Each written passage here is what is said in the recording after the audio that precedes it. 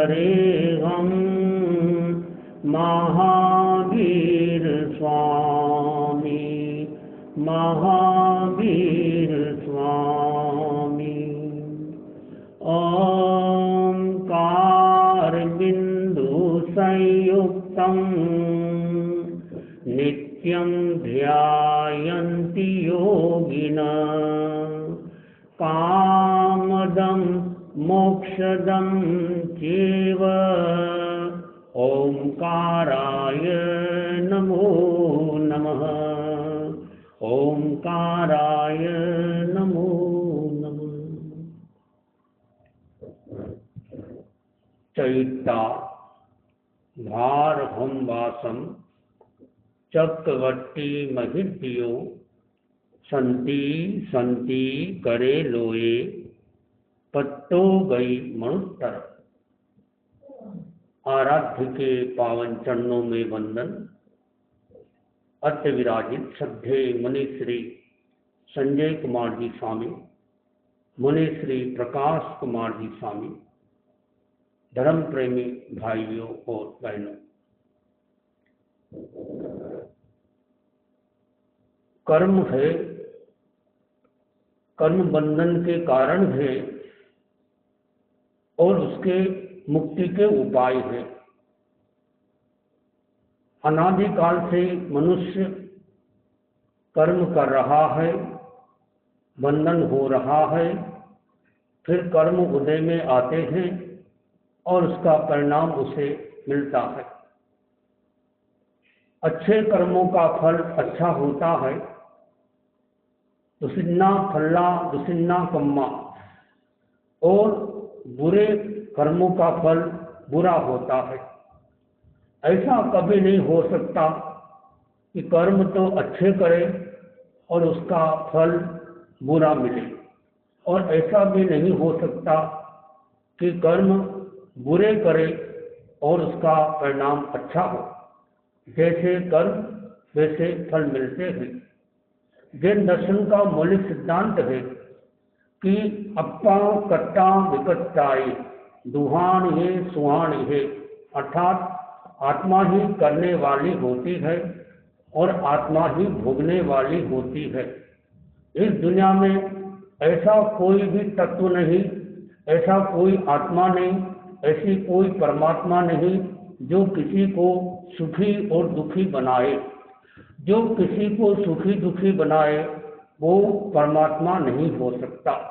परमात्मा वह होता है जो वीत राग होता है, जो किसी पर भी राग द्वेष नहीं करता। जैन दर्शन की यह मौलिक अवधारणा है। तो हमारे चारों तरफ कर्म का बंधन होते ही रहता है। कर्म बंधन के भी बहुत उपाय है, बहुत कारण है, तो कर्म मुक्ति के भी बहुत उपाय है। कर्म मुक्ति के उपाय कम है, कर्म बंधन के कारण बहुत सारे हैं। प्राचीन आचार्यों ने 12 भावनाओं के आधार पर चिंतन किया, कर्म को तोड़ने का एक सरल तरीका अपनाया, बताया। भावना करी। आदमी जैसी भावना करता है वैसा बन जाता है। अरहत का ध्यान करने वाला व्यक्ति अरहत बन जाता है। गरुड़ का ध्यान करने वाला व्यक्ति गरुड़ बन जाता है। हम जिसका ध्यान करते हैं वैसे हम बन जाते हैं। हमारे भीतर में कर्म का भी चलता है।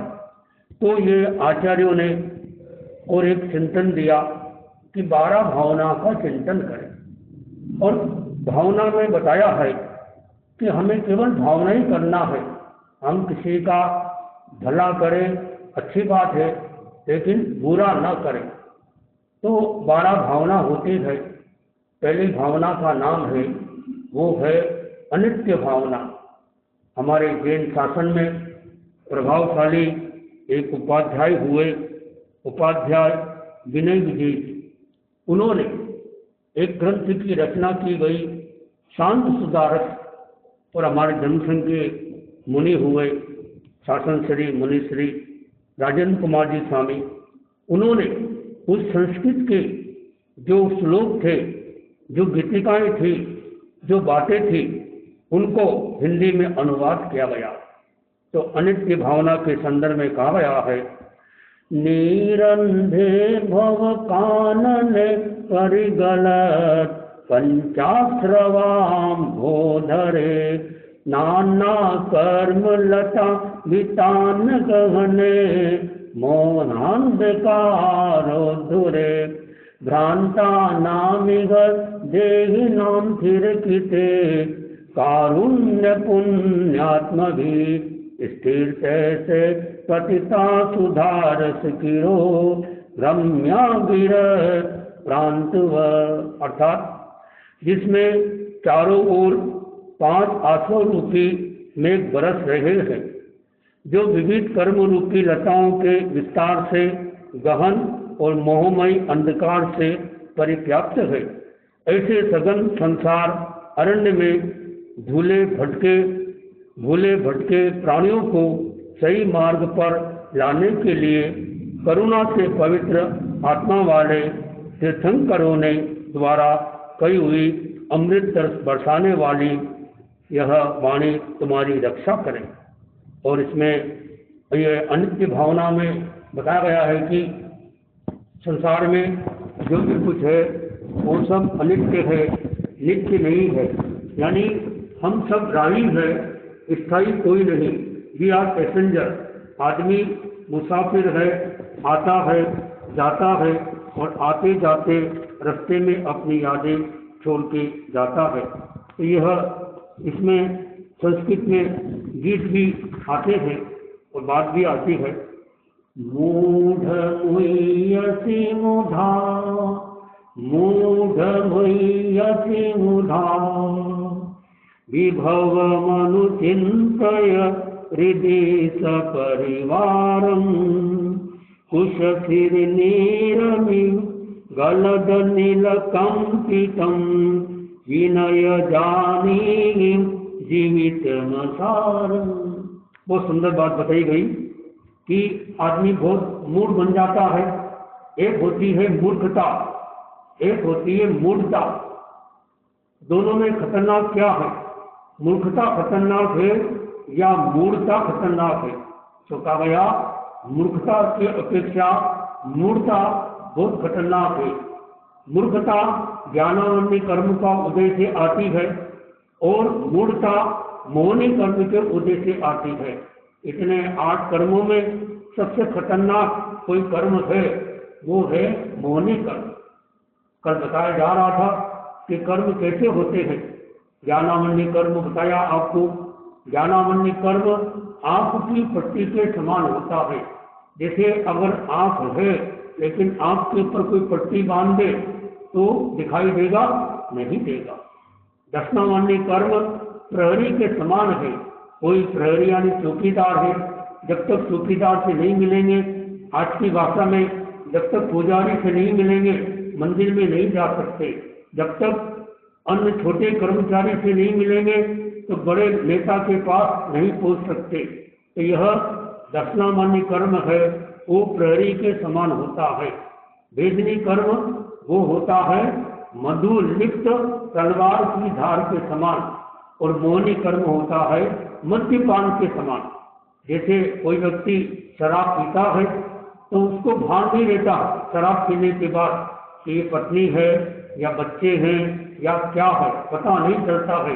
एक आदमी था, शराब पीता था, घर वाली परेशान हो गई, और जब शराब आ जाती है तो बहुत सारी बीमारी भी आती है और घर भी बर्बाद हो जाता है, संस्कार भी बुरे आ जाते हैं। घर वाले ने एक दिन बोल दिया, यदि कल से शराब पीना बंद नहीं किया तो मैं क्या करूंगी? क्या उपाय है? महिलाओं का अंतिम हथियार, मैं ही चले जाऊंगी, तुम देखते रहना। ये उनका हथियार होता अंतिम। तो उन्होंने कहा ठीक है, कल मैं शराब नहीं पीऊंगा। ये तो दिया, बाजार में गया और वो दुकान आ गई और या स्मृति जाग गई। वो सोचा कोई मुझे देख नहीं रहा है, थोड़ी सी शराब पी लेता हूँ। थोड़ी सी शराब पी ली, किसी को पता चले नहीं, और वो सोचा कि आज घरवाली को पता ना चले कि मैंने शराब पी है, तो पीछे के रास्ते से आता हूँ। तो पीछे वाले रास्ते से गया और ऊपर से घरवाली ने पहले देख लिया कि हाँ शराब पीकर आ गया, और वो साइड में दरवाजे के पीछे छिप गई। देखता है, देखती कि अब क्या करता है, तो उसने दरवाजा पीछे का खोला और उसे आंगन में पीछे भैंस बंधी हुई थी और उसने भैंस की पूंछ पकड़ ली और कहा, पप्पू की अम्मा तू रोजाना 2 चोटी बांधती थी, आज एक ही चोटी बांधी। उसने कहा, ये पप्पू की अम्मा नहीं है, पाड़ी की अम्मा है, पप्पू की अम्मा तो मैं हूँ। मतलब उसने क्या किया, नशे में वो भैंस को पत्नी समझ ली। कई बार ऐसा होता है। तो ये मौनी कर्म ऐसा है, ये मद्यपान के समान है, इसमें आदमी का सारा भान भूल जाता है। नाम कर्म होता है वो चित्रकार के समान होता है। जैसे चित्रकार तरह तरह के रंग बिरंगे चित्र बनाता है, उसी तरह से नाम कर्म के कारण हमको तरह तरह का शरीर, इंद्रियां, रंग, रूप आदि मिलता है। कोई व्यक्ति गोरा है, कोई व्यक्ति काला है, तो इसका कारण नाम कर्म के उदय। अशुभ नाम कर्म का उदय हुआ तो शरीर भद्दा या अनुकूल नहीं रहा, और यदि शुभ नाम कर्म का उदय होता है तो शरीर भी सुंदर दिखाई देता है। ये नाम कर्म के कारण ऐसा होता है। गोत्र कर्म होता है वह कुंभकार के समान होता है।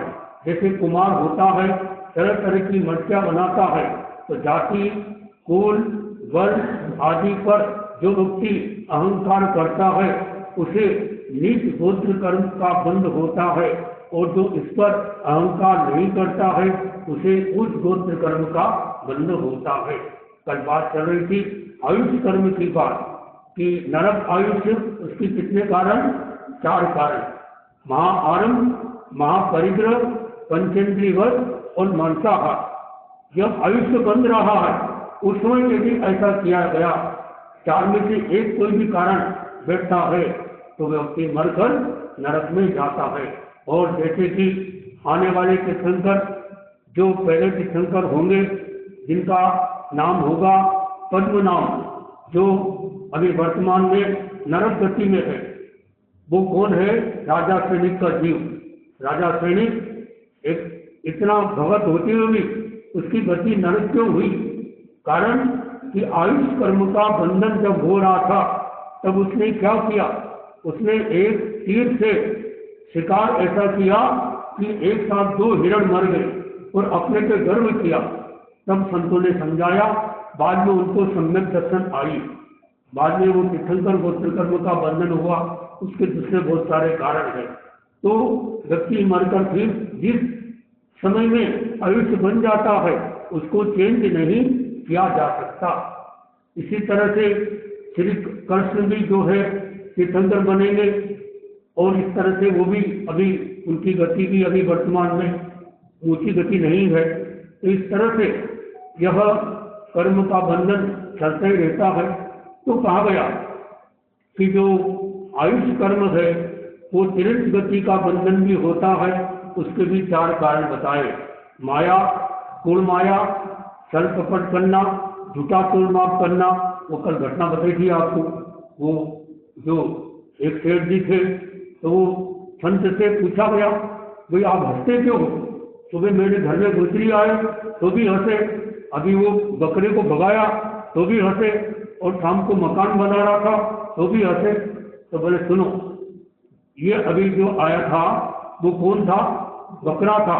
बकरा नहीं था, तुम्हारे पूर्व जन्म का ये पिताजी था। इसी दुकान में बैठता था, वो झूठा तोल माप करता था, तो मरकर ये बकरा बना। और ये पीछे यहाँ क्यों आया? इसके पीछे शिकारी लग गया।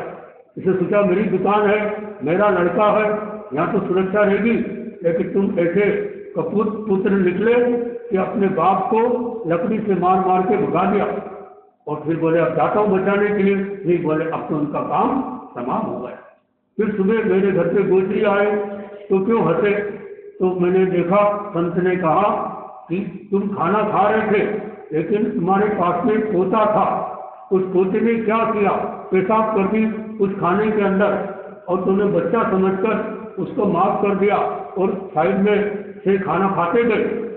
लेकिन पता आपको ये जो घर में पोता आया ये कौन था? बोले नहीं पता। बोले ये पूर्व जन्म में तुम्हारे घर के अंदर में एक चोर था, तुम्हारे घर के अंदर में बहुत गलत काम करता था और तुमने इसकी हत्या कर दी थी, मार दिया था, और ये मरकर इसी घर के अंदर में पोते के रूप में पैदा हुआ। अच्छा ये बात, फिर शाम को मैं मकान बना रहा था, सब क्यों हंसे? मैंने ये हंसा कि इतना बड़ा मकान बना रहे हो, इसमें रहेगा कौन, 7 दिन बाद तो तुम्हारी मौत है। ये बात सारी सुनी, उसको वैराग्य आ गया, फिर उसने दीक्षा ली। तो ये संसार अनित्य होता है। तो मोक्ष देवगति में जाने के भी 4 कारण बताए गए। कौन कौन से? शराब संयम, संयमा संयम, अकाम निद्रा और बाल तपस्या, जो यानी कि साधु और इधर में श्रावक, और जो अज्ञानी का तप, ऐसे तपस्या करने वाला व्यक्ति देवलोक में जाता है, अगर उस समय आयुष्य बन रहा हो तो। मनुष्य हम बने हैं, मनुष्य बनने के भी 4 कारण है। सरलता, ऋजुता और निर्भीकता, इस तरह से ये कारण बताए गए। ऐसे मनुष्य अनुकंपा, दया, जीवों को दया करना, अनुकंपा करना, जैसे मेघ कुमार ने हाथी के भाव में उस खरगोश के ऊपर दया की थी कि वो खरगोश मेरे पैर से मर न जाए, उस कारण उनको मनुष्य बनने का मौका मिला। इस तरह से ये कर्म का बंधन होता है। तो इस अनित्य भावना में बताया है कि एक श्राविका हुई जिसका नाम था रेवती श्राविका, एक श्राविका का नाम है तुलसा। ये सब आने वाले समय में तीर्थंकर बनेगी। लगभग 4 श्रावक और 5 श्राविका आने वाले समय में तीर्थंकर बनेगी। कई राजा भी तीर्थंकर बनेंगे, पूरी ज्ञान किरण में उसकी लिस्ट दे रखी है। तो ये जो श्राविका हुई, इसको बच्चे नहीं हो रहे थे शादी के बाद। रेवती या तुलसा इसका नाम था, और ये राजा सैनिक के यहाँ इसका घरवाला काम करता था। तो एक बार की बात, इसकी तारीफ की गई भगवान महावीर स्वामी ने श्राविका की। ये श्राविका जो है, तुलसा श्राविका, यह क्षमता बहुत इसके अंदर। तो एक देवता के मन में आया कि भगवान महावीर ने इतनी तारीफ की गई, मैं परीक्षा करता हूँ। देवता साधु का रोल बनाकर आया और कहा कि बहन जी, मुझे गोचरी में वो तेल चाहिए। कौन सा तेल? लक्ष्यपात तेल। हाँ हाँ जरूर मिलेगा, कल ही हमारे घर पे आया है, सुस्ता है, मैं घड़ा लेके आता हूँ। वो घड़ा लेकर आती है, और वो देवता ने जो साधु के रूप में था, अपनी लद्दी से घड़े को फोड़ दिया। सब घी धुल गया मटका। उसने कहा मेरे कोई अंतराय लगती है, मैं दूसरा घड़ा। ऐसे करते करते कई घड़े उसने फोड़ दिए। फिर भी उस भाई ने क्षमता रखी, बोले मेरे अंतराय कर्म का उदय है, और कभी मौका मिलेगा आप कभी प्रदान ना, क्षमा करना, मैं आपको बेरा नहीं पाई। देवता उससे प्रभावित हुआ और वो मूल रूप में आया। बोले मैंने तो केवल परीक्षा के लिए किया था। महावीर स्वामी ने जो तारीफ की थी कि इतनी क्षमता है, अब मैं इतना प्रभावित हुआ हूँ, तो ये तुमको वरदान देना चाहता हूँ। तो बोले मुझे क्या वरदान चाहिए? कुछ नहीं, कुछ, हम तो पति पत्नी आराम से जीवन चलाते हैं, और तुम्हारा घर वाला कहता है कि हम 2 अकेले कैसे रहेंगे, यानी कि हमको एक बच्चा भी चाहिए। तो अगर वरदान देना चाहते हो तो कोई एक बच्चा हो जाए, ऐसा वरदान दे दो। देवता ने 32 गोली दी और कहा रोजाना 1 गोली खाना, 32 लक्षण वाला तुमको पुत्र पैदा होगा। देवता ने कहा और गोली खा लो, और कभी कठिनाई आ जाए तो ये मंत्र है, ये उपाय है, मुझे याद कर लेना, मैं आ जाऊंगा। अब वो भोले भाई ने क्या किया कि 32 गोलियां कब खाऊंगी और कब कितना टाइम लगेगा, तो आज ही खा लेती हूँ तो बच्चा जल्दी आ जाए। वो क्या हुआ, पेट में 32 बच्चे आ गए। कितने आ गए? 32 बच्चे आ गए। अब किसी महिला के पेट में एक बच्चा भी आ जाए तो कितनी परेशानी होती है। कभी अभी आया था व्हाट्सएप पर, एक महिला को 11 बच्चे हुए, बच्चे निकाले जा रहे, उठाए जा रहे, व्हाट्सएप का आपने देखा होगा। तो उसको 32 बच्चे पेट में आ गए, 32 बच्चे आ गए, परेशान हो गए। फिर याद आया, देवता ने कहा था याद कर लें। देवता आया, बोले बहन जी ये क्या किया? बोले मैंने सोचा कि इतना टाइम लगेगा, अब मुझे जल्दी है, और मैंने सोचा कि 32 लक्षण वाला पुत्र पैदा हो जाए, 32 गोली एक साथ मैंने खा ली। बोले 32 बच्चे आ गए हैं, मैं निकाल देता हूँ तरीके से, लेकिन एक शर्त है, जिस दिन भी 32 में से एक बच्चा भी मर जाएगा उस दिन सारे बच्चे मर जाएंगे। देखो ये उनको बताया। ठीक है, बच्चे आए, बच्चे बड़े हुए और उनको सब तरह की विद्या सिखा दी और लड़ाई के लिए युद्ध में भेजा गया। युद्ध में जीत गए, आते आते एक बच्चा कोई लपेटे में आ गया और वो मर गए। जैसे कहा था कि जिस दिन एक बच्चा मर जाए तो सारे के सारे बच्चे मर जाएंगे, वही हुआ, सारे बच्चे मर गए। उनको सूचना दी गई, वो तुम्हारे सारे बच्चे मर गए। उन्होंने कहा अनित्य है, आया था तो जाएगा, जो आया है वो जाएगा, हम कोई यहाँ रहने वाला नहीं है। सूरज उगता है डूब जाने के लिए, साथी मिलते हैं बिछुड़ जाने के लिए, और आदमी जन्म लेता है मर जाने के लिए। तो जो अनित्य है, यही उनको प्रेरणा भावना की और उनको फिर ये इतना बड़ा लाभ मिला जो आने वाले समय में ये संकर गोत्र कर्म का उनको बंधन हुआ है। तो ऐसी साबिका हुई। तो इस तरह से ये भावना, तो हम अच्छी भावना करें, जैसी भावना करता है आदमी वैसा बन जाता है। एक व्यक्ति ने प्रयोग किया, हिमालय के ऊपर गया, हिमालय पे बर्फ बहुत होता है, और उसने हाथ में एक कोई चीज रखी और भावना की कि मेरे शरीर में गर्मी आ रही है, मेरे शरीर में गर्मी आ रही है। 3 मिनट भी नहीं हुए और शरीर में से पसीना पसीना आने लग गया, कारण भावना की गर्मी की। और दूसरा प्रयोग किया गया, एक आदमी को आम दिया और कहा ये अंगारा है, तुम्हारा हाथ जल जाएगा। तो थोड़ी देर में उसका हाथ जलने लग गया। दिया तो आम और क्या बोला ये अंगारा है, और दूसरे आदमी को दिया अंगारा और कहा ये आम बहुत मीठा है, और उसका हाथ नहीं जला, कारण भावना। तो आदमी जैसी भावना करता है वैसा बन जाता है।